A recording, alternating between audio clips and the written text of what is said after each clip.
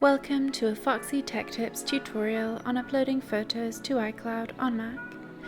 If you find this tutorial helpful, please consider subscribing to my channel and liking the video.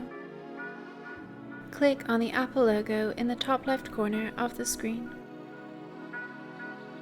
Then choose System Settings from the menu that appears. Click on your iCloud name at the top of the left sidebar. Then click iCloud. You now need to turn on the toggle to the right of Photos to make your photos upload to iCloud. Enter your Mac password and click OK. Photos will now sync with your iCloud account. You will be able to see photos saved in the cloud, and if you have enough iCloud storage, your Mac photos will also upload to the cloud.